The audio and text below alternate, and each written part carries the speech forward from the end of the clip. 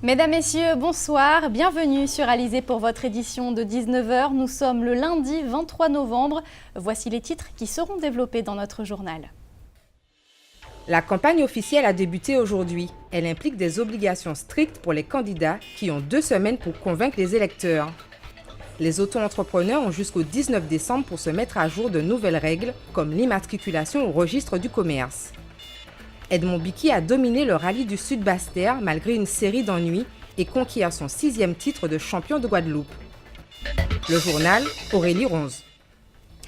Mais avant de développer tous ces titres, notez que le préfet de Guadeloupe, Jacques Billon, recevait cet après-midi à Saint-Claude les parlementaires, les présidents de collectivités, les maires ou les représentants de maires de l'archipel, et ce pour faire le point sur les mesures liées à l'état d'urgence. On rappelle que depuis jeudi, la Guadeloupe est concernée par l'état d'urgence suite aux attentats du 13 novembre à Paris. Jacques Billon qui a déclaré qu'il n'y avait pas de menace directe dans notre département. Je vous propose justement d'écouter ces précisions devant la caméra de Karine Gelman. La menace, je dirais, concerne l'ensemble du territoire national, y compris les Outre-mer. C'est tout le cadre de la vigilance renforcée qui est la nôtre depuis le 13 novembre. Je disais simplement que pour l'instant, je n'ai pas d'éléments qui m'amènent à mettre en œuvre des interdictions particulières de manifestations, d'événements, de restrictions de circulation, des personnes et des véhicules. On voit un grand renforcement des forces de l'ordre dans les rues Pointe-à-Pitre. Il y a de plus en plus d'interpellations visibles. Est-ce que c'est une suite logique ou c'est juste Oui, on est bien dans le cadre de cette mobilisation des forces de sécurité, dans le cadre de cette vigilance renforcée. Et aujourd'hui, cette vigilance renforcée, elle passe aussi par la visibilité des forces de l'ordre pour rassurer la population, guadeloupéenne. C'est en tout cas une des missions prioritaires que j'ai confiées à nos forces de sécurité depuis le 13 novembre. On passe à l'actualité sociale avec les marins-pêcheurs qui ont mené une opération escargot aujourd'hui en milieu de matinée. Venant de Basse-Terre et du Gosier, ils s'étaient donné rendez-vous à Petit-Bourg. Depuis plusieurs semaines, ils sont en colère contre les propositions de l'État au sujet notamment du chlordécone. Ils demandent des indemnisations. Pointés du doigt également les travaux du port en eau profonde qui ont des répercussions sur la pêche. Une opération qui a eu comme conséquence, comme vous pouvez le voir sur ces images de Patrick Curie, plusieurs kilomètres de ralentissement jusqu'en fin de matinée. Le collège Sadi Carnot de Pointe-à-Pitre accueillait ce matin la visite d'une délégation du conseil départemental, une visite de terrain pour faire le bilan du premier trimestre. On fait le point tout de suite avec Muriel Barlagne. Camille Sassili, le principal du collège Sadi Carnot, a reçu une délégation du conseil départemental aujourd'hui. Cette dernière est venue faire le point sur les travaux réalisés et ceux à effectuer. L'établissement a été inauguré en 1970. Ses fondations sont solides, mais il nécessite des travaux d'entretien. Comme travaux, nous avons pu revoir par exemple le dallage qui était à faire, les descentes, l'étanchéité, quelques problèmes d'infiltration que nous avons, les problèmes aussi d'aménagement de notre salle de restauration, d'autres petits travaux concernant une salle d'art plastique et des classes spécialisées, une classe CHAM, ainsi que des bâtiments administratifs qui doivent avoir les fenêtres qui doivent être refaites, ainsi que les bâtis. Donc en gros, les salles de cours elles-mêmes sont en l'état. Il nous reste simplement petit à petit à aménager, à améliorer en fonction aussi des évolutions pédagogiques que nous devons aussi, dont nous devons tenir compte. Voilà. 15 collèges ont déjà été visités de cette manière sur les 42 que compte la Guadeloupe. Il s'agit de s'assurer que la programmation qui avait été faite en collaboration avec le rectorat a bien été respectée. Le plus souvent, les travaux concernent la restauration scolaire, les installations sportives, la mise aux normes parasismiques et des réparations diverses. Les travaux en sont à leur première phase. On a mis en place un premier plan sur 44 millions d'euros. Le fonds baronnier nous aide à concurrence à peu près 17 millions d'euros, c'est-à-dire 40% à peu près. Et donc, à part ces fonds-là, ce sont les fonds propres du conseil départemental. La délégation du conseil départemental continuera ses visites de terrain jusqu'au 3 décembre prochain. Son bilan est plutôt positif. Depuis les années 80, l'état des collèges s'est nettement amélioré. On va parler santé maintenant avec le CHU de Pointe-à-Pitre qui organise depuis ce matin la semaine de la sécurité des patients. Aujourd'hui, le créole était au cœur d'une action menée par le Club des médecins. Objectif, améliorer la prise en charge entre le patient et le personnel non créolophone. Le reportage de Muriel Barlagne. Depuis 2-3 jours, on y douleur à l'estomac. À l'estomac? D'accord, qu'est-ce qui vous arrive à l'estomac? Il a fait mal. On a senti, il a piqué moi. Piqué? Il a piqué moi. Cette patiente fictive souffre de la poitrine, mais en créole, elle parle d'estomac. En face, l'interne fraîchement arrivé en Guadeloupe peut se tromper dans son diagnostic à cause de la barrière de la langue. C'est une mise en scène pour mettre en évidence les difficultés que pourrait rencontrer ce type de praticien face à des publics créolophones. D'où l'intérêt du lexique réalisé par Janie-Hélène Pelage, professeure universitaire en médecine générale. Un outil pour apprendre aux soignants à interroger les malades en créole sans l'intervention d'un interprète. Quand vous dites la douleur avec les mots que vous avez appris depuis l'enfance, c'est beaucoup plus imagé que si vous le prenez dans, par exemple, dans le lexique français. Je crois qu'il faut mettre à disposition des étudiants toutes les palettes qu'on peut retrouver sur le terrain. Julie est interne en anesthésie, elle arrive de Bordeaux. Pour elle, ce lexique est le bienvenu. C'est assez fréquent, on est en consultation et on se retrouve avec des gens qui parlent très mal le français. Et du coup, souvent on est obligé de faire intervenir une autre personne qui nous permet de traduire. Donc c'est vrai que si ça peut aider à ce que ce soit plus confortable, qu'on soit un peu plus indépendant, ça peut être une bonne chose. Plus qu'une langue, c'est une culture avec ses croyances et ses pratiques qu'il faut apprendre à comprendre. L'enjeu est de taille, c'est de la sécurité des patients dont il est question. Il faut s'assurer qu'on délivre les bons soins à la bonne personne. Politique avec le coup d'envoi aujourd'hui de la campagne officielle pour le premier tour des élections régionales 2015. Les meetings et les conférences peuvent être organisés sans demande d'autorisation préalable. L'occasion également pour nous de revenir avec Karine Gielman sur les règles et les modalités de cette campagne électorale. Collectivité territoriale depuis 1982, les régions ont aujourd'hui des compétences élargies. Elles s'étendent au fil des lois de décentralisation. La région aura, la région Guadeloupe en tout cas, un rôle encore plus important puisqu'elle devra répondre à des besoins stratégiques de problématiques qui chez nous sont plus accentuées que ceux qui existent au niveau de la métropole. Dernière loi en date, celle du 7 août 2015, qui vise à renforcer les attributions des régions. La région devient l'activité coordonnatrice et planificatrice. Alors je prends souvent l'exemple. Quand vous vous levez le matin, première chose, vous vous douchez. C'est l'intercommunalité qui va amener à gérer l'eau, mais c'est la région qui devra garantir la qualité de l'eau. Vous prenez le car pour aller travailler. Maintenant, c'est la région, si vous vous déplacez d'une commune à l'autre, qui garantit les déplacements interurbains. Vous entendez la poubelle passer, ce qu'on appelle la voirie plus couramment. C'est souvent l'intercommunalité qui récolte les déchets, mais il faudra bien les stocker. Des pouvoirs toujours plus accrus donc pour la région. Le poste de président de région depuis 1999 s'acquiert après un vote. Il s'agit d'un mode de scrutin dit de liste. Autrement dit, un candidat propose une liste de 42 personnes. Cette campagne régionale a un coût pour les candidats.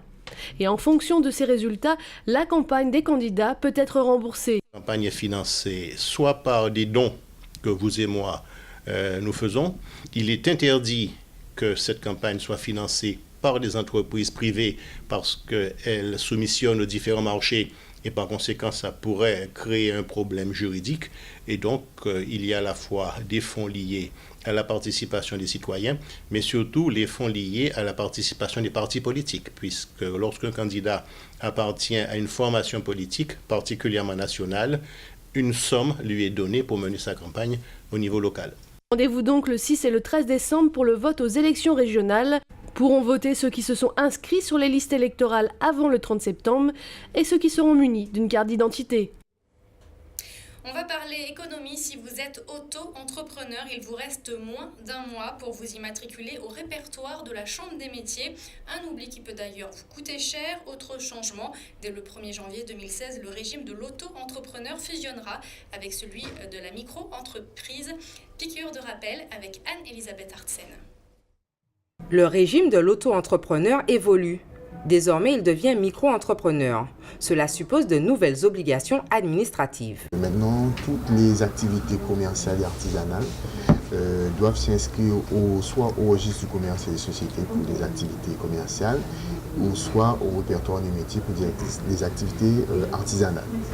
Donc, obligation donc, de s'immatriculer au RCS ou au ORM, une obligation d'ouvrir un compte professionnel bancaire dédié à l'activité et de souscrire bien sûr à certaines assurances, le cas échéant pour les activités dont la nécessité est obligatoire.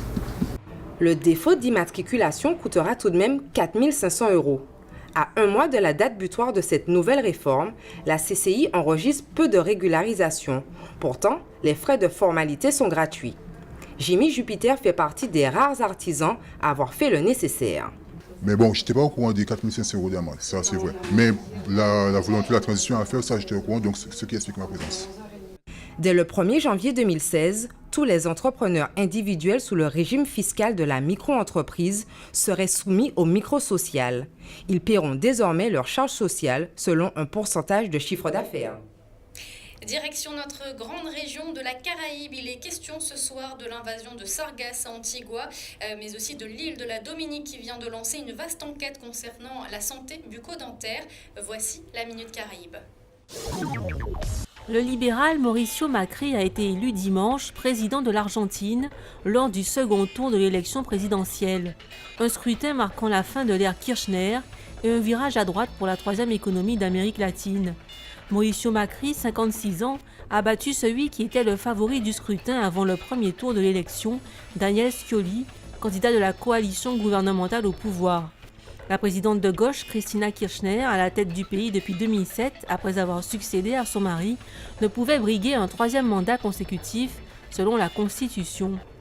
Le nouveau président qui prendra ses fonctions le 10 décembre aura pour principale mission de redresser l'économie au bord de la récession après 10 ans de forte croissance. Mais sans majorité à la Chambre des députés ni au Sénat, Mauricio Macri devra tisser des alliances pour gouverner l'Argentine. Selon le ministre de la Santé, le docteur Idaline John, la Dominique s'apprête à lancer une enquête de 3 mois sur l'état de santé bucco-dentaire de ses concitoyens après que 4 cas de cancer de la bouche aient été découverts ces derniers mois.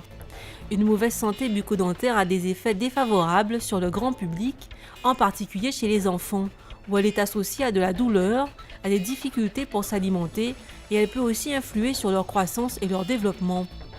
Selon nos observations cliniques, nous avons relevé qu'un certain nombre de personnes, en particulier les adolescents et les personnes âgées, présentent une forte prévalence pour des abcès et des extractions de dents, a déclaré le Dr John. L'enquête qui débute en décembre est menée par le ministère de la Santé en collaboration avec l'Organisation panaméricaine pour la santé. Un éminent océanographe basé aux États-Unis, Dr Jeffrey Shell, avise les autorités de ne pas s'attendre à une solution unique pour faire face à la grande quantité d'algues sargasses qui déferlent sur les plages de la région. Un rapport publié la semaine dernière indique que les sargasses arrivent sur les plages d'Antigua à un niveau sans précédent, jamais atteint au cours des 20 dernières années. Quant à la cause de ce boom de sargasses, le Dr Shell indique qu'il n'est pas à mettre uniquement sur le compte du changement climatique, mais qu'il n'est pas exclu que l'activité humaine soit le principal contributeur. Pointant du doigt l'aménagement du territoire et les pratiques agricoles qui conduisent au ruissellement de certains éléments chimiques dans la mer, le Dr Shell a dit « C'est l'action humaine, mais pas nécessairement le climat, qui a provoqué cette situation ». Retour en Guadeloupe avec du sport et plus précisément du sport mécanique puisque le rallye du Sud-Bastère de ce week-end a marqué la fin de la saison 2015 avec l'absence de Stéphane Nègre. C'est sans surprise qu'Edmond Bicky a remporté la course et par la même occasion est devenu champion de Guadeloupe. Retour sur un week-end riche en rebondissements avec Éric Pommier. Bon, on a été gentil avec lui quand même. Hein? On lui a donné plus de 60, mais ça va. L'ambiance de fin de rallye est bon enfant. Bicky est sacré vainqueur de la 7e édition du Sud-Bastère, de surcroît champion de la Guadeloupe pour la 6e fois de sa carrière. Mais la victoire n'a pas été de tout repos. Malgré l'absence du pilote Mitsubishi Stéphane Nègre, le rallye a atteint son paroxysme. Edmond Bicky chassé sur ses terres par des Renault Clio en transe. Le suspense a été entier.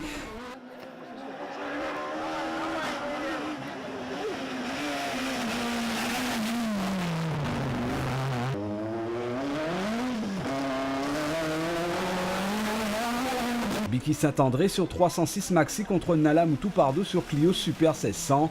Les têtes d'affiche se sont rendues coup pour coup, impératif pour Edmond Biki, récupérer 40 secondes perdues en cause, un capot arraché, un pare-brise endommagé.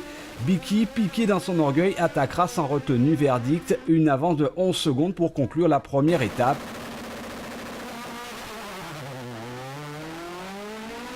Mieux, le lendemain, seule l'attaque maxi figure au cahier de mission. La victoire est en poche avec 1 minute d'avance. Bon, on a très bien roulé parce que bon, le début du rallye était très difficile hier. On a eu quelques petits pépins, mais après on s'est ressaisi et vraiment hier soir on a vraiment mis le paquet. On a pu récupérer les secondes qu'on avait déjà perdues quand même parce qu'on était un petit peu en retard et ce matin on a vraiment attaqué, on a attaqué très fort. L'équipage de la Clio devait simplement prendre ses marques. Nala Moutou et Pardo se sont laissés griser par le challenge du combat avec la 306. Le Willy Nala Moutou Sancho Racing certes a créé la surprise, mais pas suffisant pour déstabiliser un pilote à domicile.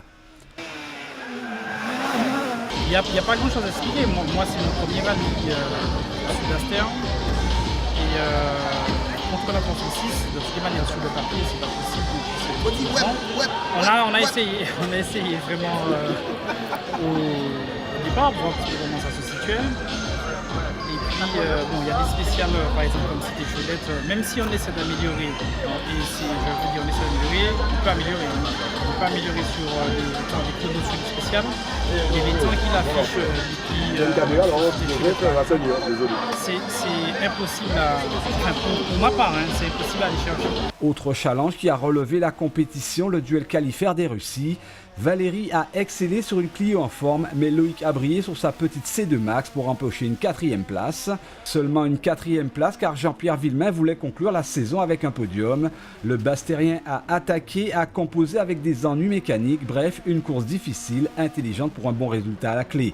Biki, Nala Moutou, Sancho, Villemain, podium de qualité, hiérarchie respectée, fin de rideau sur un rallye Sud-Bastère qui a sacré Edmond Biki indétrônable cette année. Bilan 5 rallyes disputés, 4 remportés par le pilote de la Peugeot 306 Maxi. Sport toujours, ils sont venus en Guadeloupe pour s'entraîner. Une dizaine de membres de l'équipe de France de décathlon va rester 2 semaines pour préparer les championnats d'Europe et les JO de Rio. Patrick Curie les a rencontrés au Krebs. Cela fait 10 ans que l'équipe de France de décathlon n'était pas venue chez nous pour son stage d'hiver. Leur objectif, la préparation du championnat d'Europe et les Jeux olympiques à Rio. En termes de nombre, on espère qualifier 3 athlètes garçons pour le décathlon et 2 filles pour l'heptathlon, ça serait bien. Et en termes de résultats individuels, bien sûr, on espère une médaille pour Kevin Mayer, qui se situe dans le lot d'athlètes médaillables. Et pourquoi pas deux autres finalistes chez les garçons, ça serait bien. Et chez les filles, Antoinette Nanajimou qui a fait une année compliquée cette année, qui va revenir, on l'espère, l'an prochain et jouer pourquoi pas un podium. Après plus de 5 mois d'absence, Maïza veut se relancer. Ce stage est pour elle une belle opportunité sportive. J'attends de ce stage déjà premièrement les conditions parce que là on vient de quitter la France, il faisait 6 degrés. Donc avoir vraiment les meilleures conditions possibles pour préparer la saison hivernale. Et aussi ce stage va me permettre justement de me mettre sur un tremplin pour ma saison estivale avec des échéances assez importantes avec le championnat d'Europe au mois de début juillet et les Jeux au mois d'août. L'équipe de France restera 2 semaines en Guadeloupe avec un entraînement au Krebs et l'autre au stade de Pointe-à-Pitre. En cyclisme, notez que Paul Siwa vient d'abandonner la présidence de l'UVMG après 25 ans de mandature. Il est remplacé par une femme, Mireille Toto. Et on va rester dans le domaine du 2 roues justement, puisque le vélodrome de Gourdeliane accueille désormais une piste de BMX. Elle a été inaugurée vendredi dernier. L'objectif, atteindre d'ici 3 ans 500 licenciés. La première compétition est programmée le 12 février prochain. Le reportage d'Éric Pommier. Une piste de BMX voit enfin le jour en Guadeloupe, voisine du vélodrome de Gourdeliane à Bémao. Les pratiquants n'ont désormais plus d'excuses, l'infrastructure existe, l'accouchement a été difficile. Enfin, 35 ans après, ça y est, l'inauguration a eu lieu. Donc nous sommes ravis pour les jeunes de la Guadeloupe. Longueur de la piste, 292 mètres en plan, 8 mètres de large. L'infrastructure inaugurée vendredi dernier est annoncée unique dans la Caraïbe de par sa conception. Le comité annonce très vite la couleur. Cette piste permettra de redorer le blason de la discipline. Objectif, atteindre le chiffre de 500 licenciés d'ici 3 ans. En 2013, seuls 80 pratiquants formaient la famille du BMX. L'optimisme est sur tous les visages, l'envolée de la discipline est clairement programmée. Rendez-vous bien compte d'une chose, c'est que nous inaugurons une piste de BMX qui pour autant, avec de jeunes, je l'ai dit lors de mon propos, qui ont eu des résultats au niveau national, voire international. Aujourd'hui, nous leur mettons à disposition un ouvrage, cette piste de BMX qui leur permettra de pouvoir améliorer leur performance et d'inciter d'autres jeunes Guadeloupéens à venir à leur côté utiliser cette piste. Donc, je tire mon chapeau tout d'abord au comité régional, par le biais de son président Philibert Mouisa, qui dès son arrivée en 2003 a relancé en tout cas la région. Coût de la réalisation de cet ouvrage technique, rapide, spectaculaire, plus de 800 000 €. Prochaine grande étape, la première compétition officielle prévue en février prochain. À l'affiche, le trophée Karukéra pour des premiers tours de roue. Avant de se quitter, on va jeter un rapide coup d'œil sur vos prévisions météo pour demain matin en Guadeloupe. Le ciel sera globalement assez bien dégagé, mais le centre de notre département n'échappera pas à quelques gouttes de pluie. Les températures au réveil seront comprises entre 26 et 28 degrés. C'est la fin de cette édition. Merci de votre fidélité. Dans quelques instants, votre émission hebdomadaire Controverse avec Jean-Luc Icard qui reçoit 2 éditorialistes pour débattre de l'actualité. Pour ma part, je vous donne rendez-vous demain à 12h30 pour toute votre actualité locale et régionale. Excellente soirée sur Alizé.